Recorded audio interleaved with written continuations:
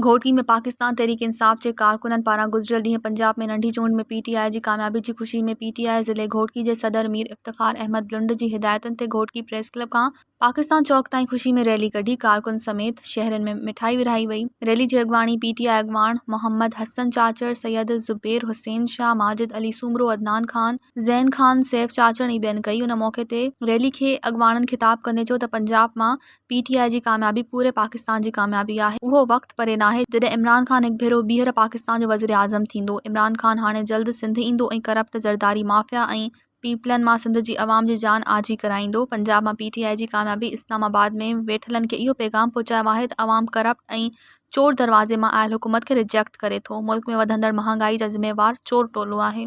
मज़ीद ख़बरनि ऐं तफ़सीलात लाइ विज़िट कयो असांजी वेबसाइट www.awamiNewsHD.com ऐं ॾिसंदा रहो अवामी न्यूज़